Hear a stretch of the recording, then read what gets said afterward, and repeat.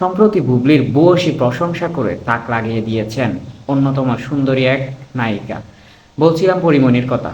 পরীমনি এবার শবনম ইয়াসমিন বুবলির ভূয়সী প্রশংসা করে তাক লাগিয়ে দিয়েছেন মিডিয়া পাড়ায়।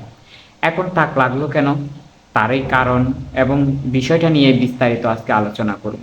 প্রথমত যে কথাটি সেটি হচ্ছে পরীমনির সাথে বুবলির সম্পর্ক যে খুব একটা ভালো তা কিন্তু আমরা দেখিনি। অন্তত পোস্ট এবং রিপোস্ট একজন আরেকজনের বিরুদ্ধে কথা বলা, বুবলি একটা ভিডিও ছেড়েছিল সেটাকে নকলের অভিযোগ করা, তারপর বকরি বলা, মানে অনেক ধরনের ইঙ্গিত করে কথা বলা, এগুলো দেখেই আমরা বুঝেছি বুবলি এবং পরিমণির মধ্যে ভালো একটা সম্পর্ক যাচ্ছে না।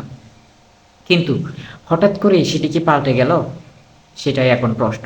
এক রান্নার অনুষ্ঠানে গিয়েছিলেন পরীমণি, যেখানে নায়িকাদেরকে ফুলের সাথে তুলনা করতে বলা হয়েছিল তাকে। এক একজন নায়িকার নাম বলা হচ্ছিল এবং বলা হচ্ছিল কার সাথে তুলনা করবেন।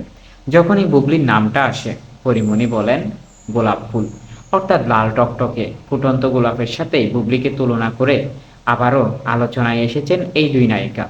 যাই হোক, তাদের মধ্যে অনেকেই মনে করতেছেন এটা ফর্মালিটির খাতিরে পরীমনি এটা বলেছেন। অনেকেই মনে করতেছেন তাদের মধ্যে সম্পর্কটা হয়তো আবার ভালো হয়ে যাচ্ছে এবং ভালো হচ্ছে। আবার অনেকেই বলতেছেন যে এখানে অন্য কোনো অপশন না থাকায় যে কোনো ফুলের সাথে তুলনা করার একটা ফুলের নাম বলে দিয়েছে। আবার অনেকেই বলতেছেন গোলাপ ফুলে কাঁটা থাকে, তাই কাঁটাযুক্ত গোলাপ এমনটাই ভাবা হচ্ছে বুবলিকে।